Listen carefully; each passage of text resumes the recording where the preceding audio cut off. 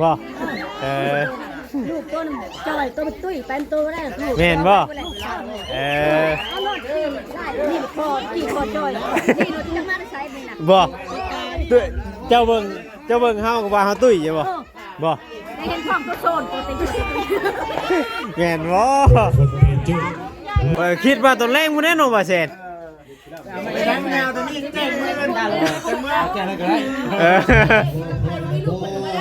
อ๋อตอนนี้เพิ่นกำลังสิเป่าเค้กบ่ชาวมีนาก็เกิดมื้อนี้บ่เกินหลายมืออยู่ไหนบ่เห็นแต่ว่าแนบมาตาอยู่ใจพูดมาตาตาพูด รู้อยู่ได้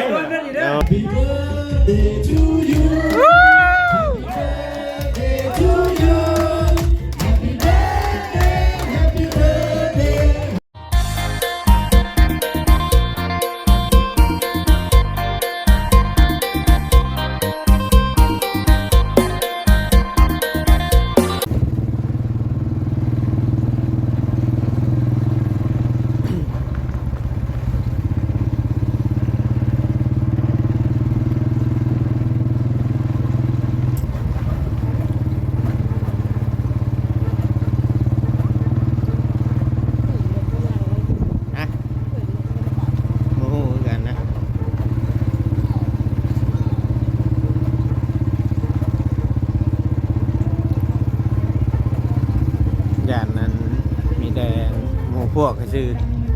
น้องพระเอาพี่น้องเนาะกับทักทายสบายดีพ่อแม่พี่น้อง FC อีกเทื่อนึงเด้อพ่อแม่พี่น้อง FC ยังแพงบัดทุกคนพี่น้องมาทางงานทั้งงานมันเกิดเนาะของทางเบาจิตพี่น้องเนาะทางมาเวียงเองกับมาบอกให้เพิ่นปิดเพลงก็เลยสิถ่ายคลิปให้พ่อแม่พี่น้อง FC ได้เบิ่งได้ชมนำกันเนาะเพียงเนาะมื้อนี้ก็มากับลูกกับเมียพี่น้องเอ้ยมาร่วมงานมันเกิดทางบ่าวจิตอุทุมพร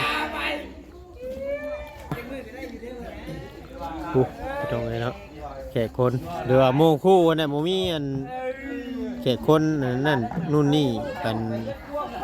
หลายปานใดดอกเพราะมีส่วนหลายก็มีแต่หมู่คู่พวกยูทูบเบอร์ที่ว่าไปถ่ายงานร่วมกันอะไรพี่น้องเนาะไอ้น้องหักเพลงเบิดทุกคนพี่น้องที่ว่าเขามาเบิ่งมาชมน้ำกันก็ต้องกับขอโทษขออภัยน้ำกัน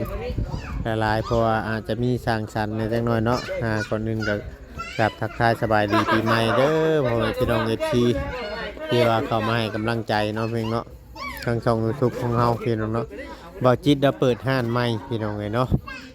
แต่ก็ทางเงินบ่เวียงเองบ่ได้มามื้อเช้านี่ก็ทางบ่จิตเราเวียงนั่นคือว่าเป็นตอนแรงก็ได้ตอนเช้าก็ได้เนาะทางบ่เวียงเองก็เลยบ่ได้มาตอนเช้าแล้วก็มาตอนแรงยามค่ำๆพี่น้องเลยเนาะยามค่ำๆถ้าว่าผิดพลาดหรือว่าบ่ถูกบ่ต้องเนาะก็ต้องกราบขอโทษขออภัย FC เด้อพ่อแม่พี่น้อง FC มื้อนี้ก็เลยเข้ามาทักทายทีมงานหรือว่ายูทูบเบอร์หลายท่านหมู่คู่นะพี่นะทีมงานมาเห็นพี่น้องงานมันเกิดของเบาจิตอุทุมหรือว่าเพิ่นเปิดห้านใหม่เป็นกงกับงานมันเกิดของเพิ่นพี่น้องก็เลยมาถ่ายจักเสียงว่าวเสียงโอนวัวเวียงก็เลยถ่ายบอกให้เพิ่นปิดเพลงจังหน่อยเด็กๆจังหน่อยเพิ่นเอาตู้มาลงนะพี่น้องเนาะตู้มาเปิดประมาณนั้น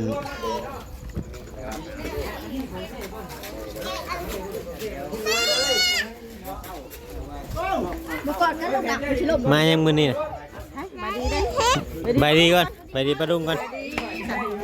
ทักเพื่อนไทยนี่เพื่อนลุงจิตลูกมาอย่างนี้นะถูกทางบ่าวชาดีบ่าวขุนเพยเนาะทางบ่าวต้าเพิ่นมาทีมงานเนี่ยพี่น้องเลยเนาะ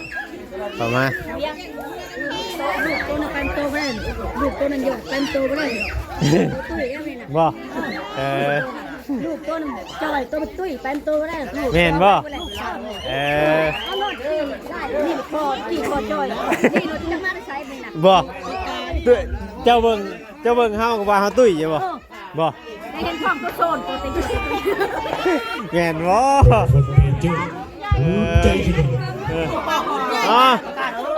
กลับมาอันพี่ก่อนมานี่ไปดีเด้อ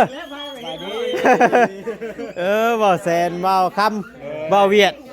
ทั้งเจ้าภาพเพิ่นเนาะทั้งบ่จิตเยี่ยมบ่หลายอยู่เคยว่าอยู่ เนาะยังคือหลายแท้นี่ เอากินน้ำกัน กินน้ำกันโอ้แล้วเสร็จแล้วเราเฮาว่าเราคนละแบบเนาะเราเฮา เฮ็ดแต่แรงบ่ บ่โมเมนต์ว่านั้นเพิ่นว่ายามแรงมาเฮาเบิ่งคลิปว่ายามเช้าก็จัดยามแรงก็จัดจักสิว่าแนวไหน เธอที่ว่าเจ้าเฮ้ยเจ้านี่ บ่ เฮ้ยน่ะคือว่าเฮ็ดแบบง่ายๆมาจากของชมบอกกับแม่สองไฟมาบัดปรึกษาคนก็เลยบอกเจ้าบ่ตรง เจ้าว่าตอนเช้ามันมีหยังดอกบ่อยากมาก็อย่ามาตอนแรงว่ะคิดว่าตอนแรงบ่แน่นอนว่าแซ่น ไปทำแนวตัวนี้แก้มือกันตาเลยแก้อะไรก็ได้ อ๋อตอนนี้เพิ่นกำลังสิเป่าเค้กบ่ชาวมีนาก็เกิดมื้อนี้บ่ เกินลายมืออยู่ไหน บ่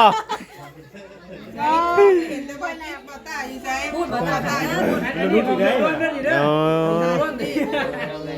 มาเนาะวันนี้ก็ต้องทำคืน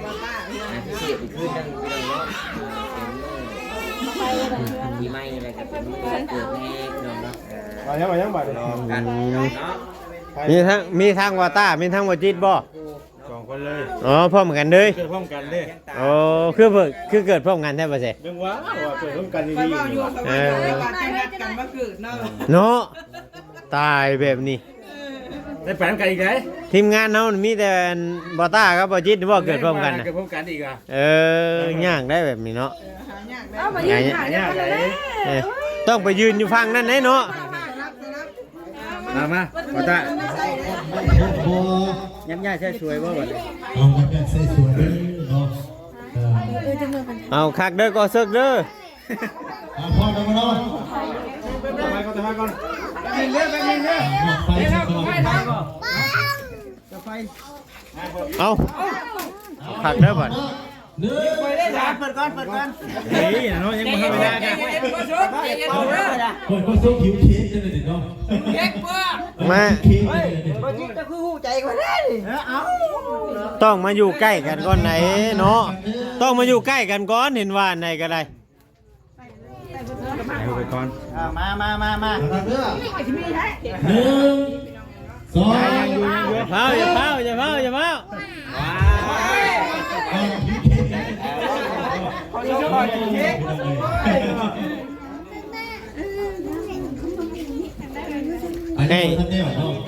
ให้มันมีแสงสว่างก่อนเห็นว่าอะไรกันเนาะ เอานำเลยก่อนสลี หนึ่งสอง ก่อน สาม เอาแล้วอย่าเผาอย่าเผาพี่ด้วยไอ้นี่บ่หลอกไฟนะ Happy birthday to you Happy birthday to you Happy birthday Happy birthday Happy birthday to you Happy birthday to you Happy birthday to you Happy birthday to you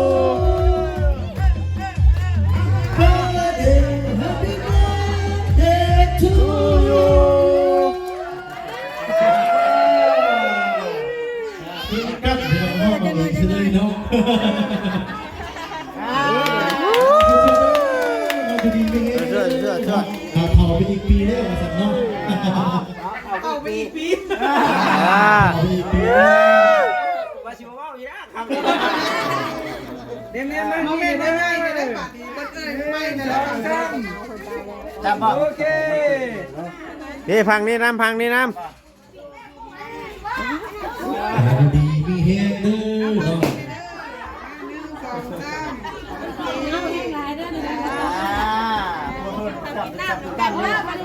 ง กินเนาะ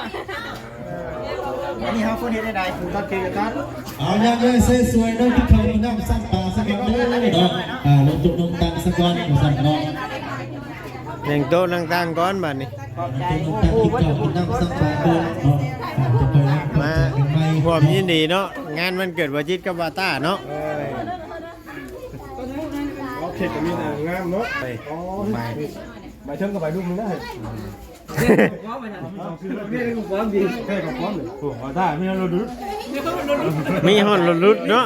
จักแคมไหน ผมเบิกว่าจ้ะน่ะ พวกเล็กเอ้ยนะเว้ยนั่นรถปอดเอ้ย บ่เห็นบ่ เอาผม รถยกได้น่ะไอ้นี่เด็กก่อนยกได้เลยเฮ้ย มันยังจัดทับแค่เลย ลายได้ไหมอ่ะ อันนี้ของแท้ไม่ของปลอม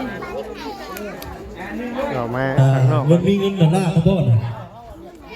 หลายคน ร้อยล้านบ่เอามาไทยทั้งโคศกนี่ก็ได้นะโอ้ยก็แต่เวลาเด้อน้อง ว่าซาดีเป็นโคศกพี่น้องไง ขอบใจละลายเนาะร้อยล้านได้200นะวันนี้ โอ้ยตายบัดนี้เนาะฮะ ได้200 แล้วบัดนี้สร้างว่าแท้บัด ไม่ได้อยู่ดีให้น้ำกันอยู่ดีให้น้ำกัน ของแนวเว้ากันบ่ขอดเนาะมื้อเช้านี่เนาะ เลยยัง ก็เว้ากันขอดเนาะก็มาแต่เช้าพุ่นแท้บ่จักแล้วหมู่ว่าตนแรง มื้อนี้แจ้งเลยบ่ แจ้งเลยบ่ จังว่าพังเบิ่ง เอ้าสร้างว่าแท้บัด พังเบิ่ง ต้องเว้ากันให้มันคอนกว่านี้ แจ้งขโมยแจ้งก็แจ้ง เออ ไม่ได้ใส่ไรเนาะ คือว่ามื้อแรกได้บ่เปิดห้านนี่ มื้อนี้โมเมนต์ไหนเปิดถ่ายกันเรื่อยๆนะ อ๋อ เพิ่นว่าหยังก็พิธีเนาะเปิดเป็นพิธีคือมื้อนี้เลยบัด อ๋อเปิดเป็นทางการแบบว่าเฮาให้คนทำฮู้นํเนาะ แม่ ชวนหลายก็เฮาเล่าเฮาหยังนี่ก็มีแต่หมู่ครูทีมงานนี่บ่ อันนี้คือคนเดี๋ยวใกล้ๆได้นี่ คนเดียว ใกล้ แถวใกล้เนาะ คันเฮาบ่ว่าบัดคือนั่นได้อยู่ใกล้นะ เปิดตู้เปิดหยังบึ้นๆมันว่ามันบ่ได้เด้เนาะแม่นๆมันต้องเฮาต้องเล่ากันหลายคน มีแต่ว่าได้ให้น้อยเด้มาก็จะว่ามาอยู่เนาะ อืม ได้กินข้าวกินน้ำน้ำกัน เลย เปิดกระหัวมุนข่อยก็ได้เชิญสิเป็นงานใหญ่กูนี่เนาะเนาะ อันนี้คันว่านั่นติอันนี้คือว่างานมันเกิดยังบ่แม่นงานแต่งเนาะงานแต่งยังสิกว่านี้นี่ จังว่า ว้าวว้าวเนาะว่าตาคันว่างานเกิดยังมีตู้วะ นั่นทีมงานอนาซัพพอร์ตพอเบาซะดีด้วยนี่ บ่ ทีมงานจ้างเอง อ ซัพพอร์ตพอแล้วให้มีแนวเฮ็ด บ่ทำงานแต่งเจ้าสิบ่จ้างกันแบบว่าอันนั้นได้บ่ บ่จ้างคนอื่นไกลนั่งห้องเขาก็มี คือเก่าบ่ โคชกเขาก็มีแหละ ไผน่ะ ฮะ ไผนั่งห้องน่ะ บาซาดี อ๋อบ่สินี่เป็นน้องห้องเก่าบ่ บ่ได้ เสนอตัวเด้อบ่สินี่เด้อเสนอตัวแน่ ตัวว่า แม่น ห้องเก่าบ่ โอ้ย ขอบใจละลายเด้อเนาะเดินใส่เดินทางกันได้เนาะทางระบบสามัคคีของเราเนาะ อืม เนาะเจอแล้ววันนี้เนาะบ่ได้ดอก บ่พาเมื่อเด้อน้องชายเด้อบ่พาเมื่อเด้อเมื่อไว้บ่ได้เลย เอ้าว่าถามว่าเฮ้ยนี่โอ้ชื่อยัง เอ้า ชื่อกันเนาะ ช่างว่าแท้บัด แม่นได้แม่นลี แม่นบ่เว้าเมืองแม่นบ่เอ้า เนาะอย่าว่าท่านว่าชื่อได้ข่อย เนาะว่าตาเนาะจังหน่อยหลงชื่อเด้เนาะ เฮ้ย เอ้าเอิ้นคือกันเนาะ นี่ก็สบายดีทั้งไม่เสียวเฮาด้วยฮะ ทักทายสบายดีเพิ่นแน่เห็นว่าอันใดกันไร เขาในน้ำแน่เด้อเขาในน้ำแน่ เข้าในบาดนี่เข้าในผู้เอ้ย ปูนั่นเฮากับเขาในมัน กินข้าวยังไม่สวยๆเด้อเนาะกินข้าวกินน้ำซับบาเด้อเนาะเสื้อด้านในเด้อเนาะ ในเฮา ดีมีเฮเนาะทุกคน บอต้าแล้วก็บอจิตเนาะเพียงเนาะ นั่งก่อนสักนิดนึงเลย แต่ว่าเวียงบ่ได้มาเมื่อเช้านี่พี่น้องตอนนี้เพิ่นก็ลองโยก เก่งมากแล้วครับนี่มาประวัตินี่ล่ะ มีของหวาน อันนี้คือว่าห้านใหม่ เนาะ ห้านใหม่ของบอจิตพี่น้องเนาะ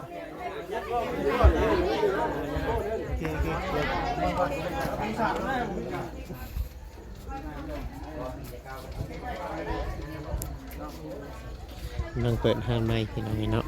ทางว่าเวียงเองก็บ่ได้มาเมื่อเช้านี่พี่น้องบอจิตเราบอกว่าตอนแรงพี่น้องเนาะเวียงเองก็เลยมาตอนแรงพี่น้องเนาะเราเอา สองอย่างหั้นนะพี่น้องเฮาก็เลยเลือกที่จะมาจนแรง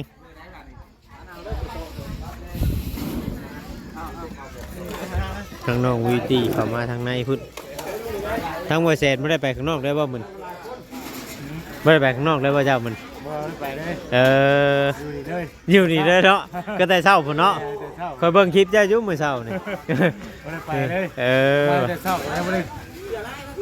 เจ้าเป็นหาตู้แล้ว อ๋อบ่จิตเราบอกข่อยว่าอันเด้อแต่ว่าสิมาตอนแรกตอนเช้าบ่ได้เฮ็ดหยังหรอกว่ะ บ่ได้เฮ็ดหยังว่าซั่น ข่อยก็เลยอ้าวมาตอนแรกไปตอนแรกพุ่นแน่ว่ะตอนเช้าเราบ่ได้เฮ็ดหยังหรอกว่ะมันหลายคนหลายเว้าเนาะแบบนี้แหละบ้านเฮา ได้เห็นแล้วก็ใครๆเลย แม่น เอาอาจารย์เอา แต่ว่าห้านนี่เฮาเปิดมาก่อนแน่เนาะ เปิดเรื่อย อืม ๆเอาตั้งใจว่าสิเอาของมาวางไว้ลูกค้าเห็นว่าเขาเจ้าจะเขา โดย เอาสิปฏิเสธแบบบ่ได้บัดนี้ โอ้ เอาเหมือนกันเปิดขายก็เปิดขายจังซั่นยังเป็นทางการคือมื้อนี้แหละว่าซั่น อืม ของเลยปีใหม่เลย โดย ยัดพันป่ามื้อนี้เนาะ พันป่าบ่ปุ้นพันป่าเนาะโดยเอามีแต่ว่าจัดแจงที่นั่ง แม่น หมู่คู่เนาะ ๆมีปลา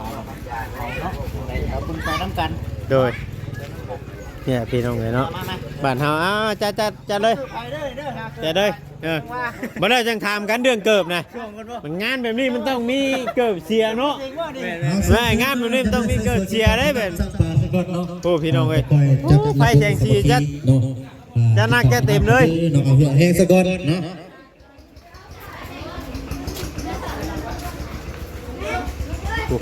ก็ไปนั่งข้างในเลยมาเบิ่งข้างในก่อนพี่น้องเลยเนาะข้างในพี่เป็นกันนั่งกันอืมนั่งอยู่พี่น้องเนาะปูกินก็กินปู เลยเอาเลย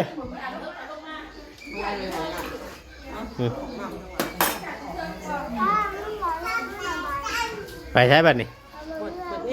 ปุ่นเงี้ยวตอนนี้เป็นกำลังกินพี่น้องเนาะข้าวปุ้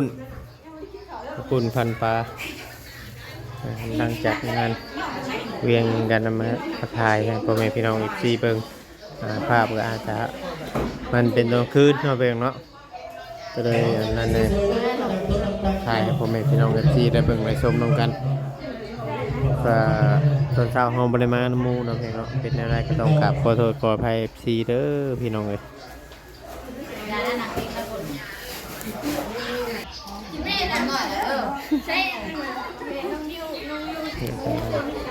โอ้เบิ่งให้ชมนี่ ตัวถึงอยู่บ่วะ ๆฮะได้ยีรอบตัวถึงยีรอบ จริงตัวเบิ่งปลาก่อนเนาะ แม่น เบิ่งกันเด้อ เบิ่งทางนั้นน้ำเป็นทางใดเป็นอะไรตัวถึงกันอยู่บ่อันนี้คือว่างานนั่นคืองานแต่งนี่เฮงกว่านี่นะพี่น้องเอ้ยอันนี้คือว่ามีแต่หมู่คู่ทีมงานสิได้นี่เฮงเงินเลยอย่าไปอายกล้องเด้ออย่าไปอายกล้องเด้อผู้อันนั่นน่ะเนาะอายกล้องบ่ได้เลยมีแต่ยูทูบเบอร์ได้ทางนี้ อย่าเฮ็ดเมียมาเย็น เอ้าสร้างว่าไต้หวันนี่เอ้าสร้างว่าไต้หวันนี่เนาะหายกล้องบ่เจ้ากันบ่ได้เข้ากล้องน้ำพัวบ่เอ้าสร้างว่าแท้บ่ได้จังหน่อยผู้สาวสิทักหยอกแล้วแล้วแบบนี้ สาวดำมันเลยหมักเราเพนว่าคิดจะไปกินบ่ เอ้าข่อยคือได้ยินข่าวว่าสาวลำมักบ่เผยบ่แม่นบ่บ่บุญเผยบ่แม่นบ่หยอกชื่อบ่ที่จริงมักบ่เวียดบ่โอ้สร้างว่าแท้บาดนี้ เมียข่อยฮู้ได้ อย่าพ่อปากเถอะเนาะเออ เจ้ามากี่บ่ นี่เนาะพี่น้องเนาะเว้าหยอกกันพี่น้องเอ้ยเนาะทั้งสลัมกับ FC หลายท่านเพิ่นก็ฮู้อยู่หรอกนิสัยเราเป็นแบบไรพี่น้องเอ้ยเอาเลยจัดเลยชุมเจ้าสิกินหยังกินโนดน้ำห่านนี่กินโนดก่อนสิเอามากันบอกเพิ่นได้เลย เอาพี่น้องเอ้ยเนาะนี่แหละพี่น้องเอ้ยโอ้บ่สิดีแจ้งบ่สิดีมื้อนี้น่ะฮะแจ้งได้บ่มื้อนี้ แจ้งคนว่าแจ้ง แจ้ง คนว่าแจ้งว่าซั่น บ่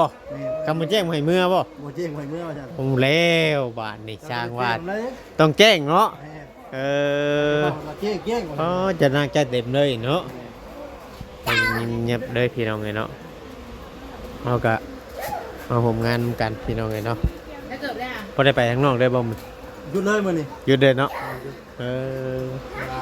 ถ้าเกิด ปี ได้ ใหม่เลยนะแล้ว อื ก็ ม เกิดทานใหม่ทานบ่ติดคือน้ำ เลยเนาะพี่น้องเนาะน่าจะเต็มเลยเนาะทีเดียวเลยว่าง่ายเลย เอากินข้าวกินน้ำสักปลาก่อน จัดจัดเลยน้องเนาะกินเลยพี่น้องเอ้ย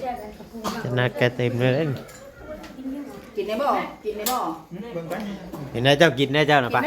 ฮะ เห็นได้ กินได้บ่เออ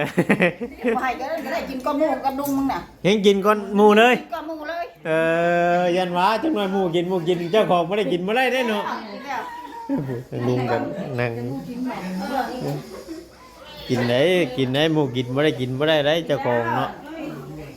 เอาเป็นยังเนาะเห็นหมูกินก็ดีใจแล้ว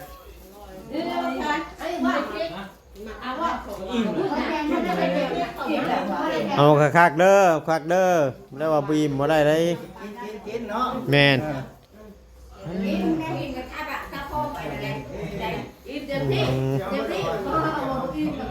ใช้อันนางวิวตี้บริกินบ่ตัวน่ะกินยังตัวน่ะฮะกินเค้กม่วนบ่ม่วนบ่มาน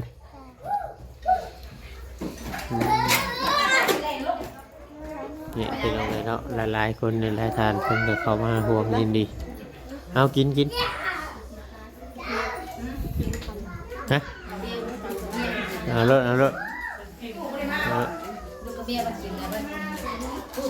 เนี่ยถ่ายให้พ่อแม่พี่น้องเบิ่งน้ำกันนี่แหละ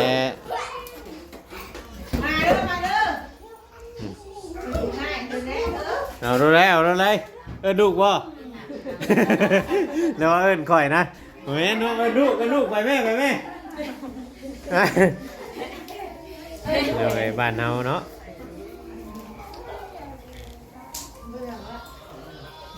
ทางน้องเพิ่นก็นั่งให้เพิ่นเบิ่งอยู่พี่น้องเลยจัดไปเนาะพี่น้องเนาะคลิปนี้ก็เวียงสิขอจบลงไว้ก่อนถ้าว่าผิดพลาดประการใดก็ต้องกราบขอโทษขออภัยหลายเพราะว่าเฮาเปิดคลิปมาใจเลยเนาะทางบ่จิตเพิ่นกับเรา